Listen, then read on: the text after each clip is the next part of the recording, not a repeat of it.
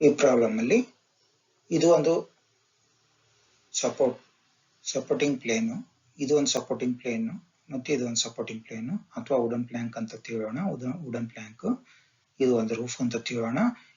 ಇಲ್ಲಿ ಇದು 450 ನ್ಯೂಟನ್ ಒಂದು ಬಾಲ್ ಇದೆ, ಅದನ್ನ ಈ ಸ್ಟ್ರಿಂಗ್ ಮುಖಾಂತರ ಕಟ್ಟಲಾಗಿದೆ.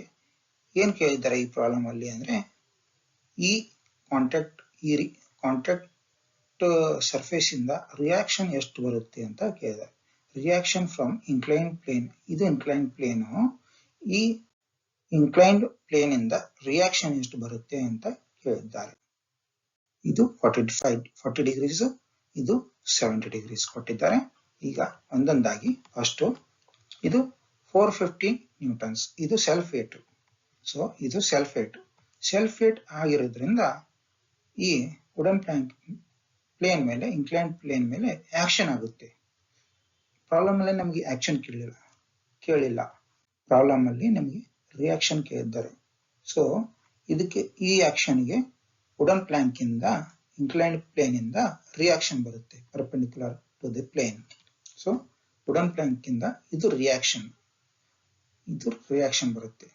ಮತ್ತೆ ಈ ಸ್ಟ್ರಿಂಗ್ ಇರೋದ್ರಿಂದ, ಇದು ಇಲ್ಲಿ ಕಟ್ಟಿರೋದ್ರಿಂದ ಇದು ಸ್ಟ್ರಿಂಗ್ ಈ ಕಡೆ ಜಗ್ತಾ ಇರುತ್ತೆ, ಇದು ಹೀಗೆ ಕೆಳಗಡೆ ಉರುಳಲಿಕ್ಕೆ ಪ್ರಯತ್ನ ಪಡುತ್ತೆ. ಈ ಬಾಲು ಅದನ್ನ ತಡಿಲಿಕ್ಕೆ ಈ ಸ್ಟ್ರಿಂಗ್ ಕಟ್ಟಲಾಗಿದೆ. ಸೊ ಸ್ಟ್ರಿಂಗ್ ಟೆನ್ಷನ್ ಅಲ್ಲಿ ಇರುತ್ತೆ, ಟೆನ್ಷನ್ ಅನ್ನ ಅವೇ ಫ್ರಮ್ ದಿ ಜಾಯಿಂಟ್ ತೋರಿಸ್ತಾರೆ.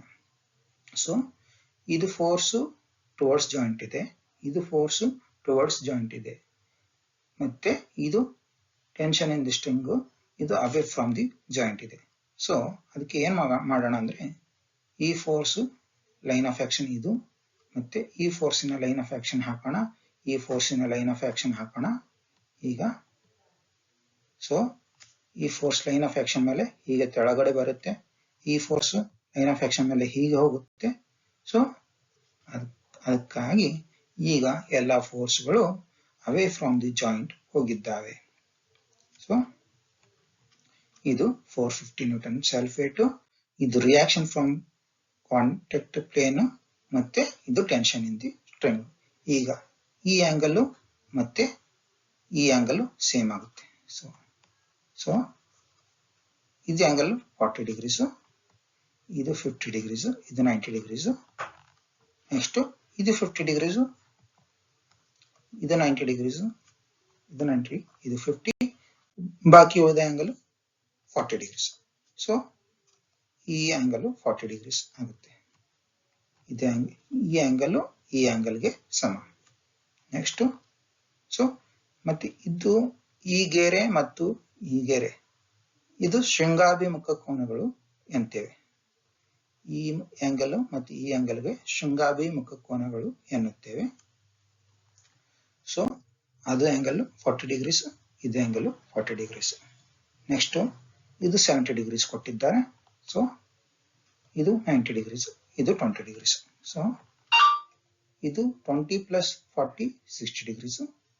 ಇದೇ ಆಂಗಲ್ ಎಷ್ಟು ಅದು 180 ಮೈನಸ್ ಇದು 20 ಪ್ಲಸ್ 40 60, ಇದು 180 ಮೈನಸ್ 60 120, ಇದು 180 ಮೈನಸ್ 40 140. ಸೊ ಎಲ್ಲ ಆಂಗಲ್ಗಳನ್ನು ಬರೆಯೋಣ ಮತ್ತೊಮ್ಮೆ ಸರಿಯಾಗಿ. ಸೊ ಇದು 60 ಡಿಗ್ರಿ ಟೋಟಲ್, ಇದು 160 ಡಿಗ್ರಿ ಟೋಟಲ್, ಇದು 140 ಡಿಗ್ರಿ ಟೋಟಲ್.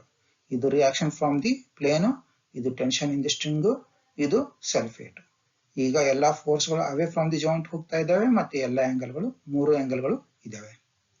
ಈಗ ಲ್ಯಾಮಿಸ್ ಥಿಯರಂ ಅನ್ನು ಅಪ್ಲೈ ಮಾಡಬಹುದು. ಲ್ಯಾಮಿಸ್ ಥಿಯರಂ ಅಪ್ಲೈ ಮಾಡಲಿಕ್ಕೆ ಕಂಡೀಷನ್ ಏನಂದ್ರೆ 3 ಫೋರ್ಸ್ಗಳು ಟುವರ್ಡ್ಸ್ ಒಂದೇ ಪಾಯಿಂಟ್ ಕಡೆ ಬರಬೇಕು, ಅಥವಾ 3 ಫೋರ್ಸ್ಗಳು ಅವೇ ಒಂದೇ ಪಾಯಿಂಟ್ ಇಂದ ಹೊರಗಡೆ ಹೋಗ್ತಾ ಇರಬೇಕು. ಇಲ್ಲಿ 3 ಫೋರ್ಸ್ಗಳು ಒಂದೇ ಪಾಯಿಂಟ್ ಇಂದ ಹೊರಗಡೆ ಹೋಗ್ತಾ ಇದ್ದಾವೆ, ಮತ್ತೆ ಅವುಗಳ ನಡುವಿನ ಆಂಗಲ್ಗಳು ನಮಗೆ ಇದಾವೆ.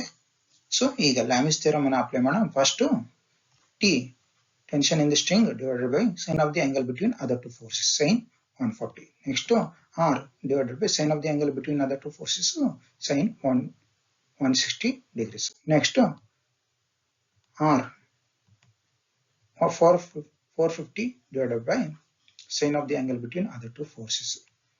Sine 60 degrees. So first ಇದನ್ನ ಅಥವಾ ಇದನ್ನ ಕನ್ಸಿಡರ್ ಮಾಡೋಣ. ಫಸ್ಟ್ ಟಿ ಮತ್ತೆ ಇದನ್ನ ಕನ್ಸಿಡರ್ ಮಾಡೋಣ. ಇದರಿಂದ ನಮಗೆ ಟಿ ಸಿಗುತ್ತೆ. ಟಿ ಬಂದ್ಬಿಟ್ಟು 334.002 ನ್ಯೂಟನ್ಸ್ ಬರುತ್ತೆ. ನೆಕ್ಸ್ಟ್ ಇದು ಮತ್ತೆ ಇದನ್ನು ಕನ್ಸಿಡರ್ ಮಾಡೋಣ. ಆವಾಗ ನಮಗೆ ಆರ್ ಸಿಗುತ್ತೆ. ಆರ್ ಬಂದ್ಬಿಟ್ಟು 177.719 ನ್ಯೂಟನ್ಸ್ ಬರುತ್ತೆ. So tension in the string ಎಷ್ಟು ಬಂತು? ಇಷ್ಟು. Reaction from the contact plane ಎಷ್ಟು ಬಂತು? ಇಷ್ಟು. ಡಿನೋಟ್ ಮಾಡೋಣ.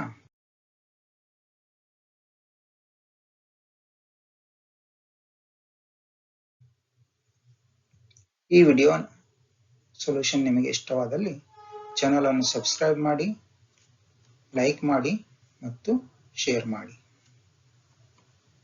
ಈ ಪ್ರಾಬ್ಲಮ್ ನಿಮಗೆ ಎಕ್ಸ್ಪ್ಲನೇಷನ್ ಮಾಡುವಾಗ ಏನಾದರೂ ಮಿಸ್ಟೇಕ್ಸ್ ಕಂಡು ಬಂದಲ್ಲಿ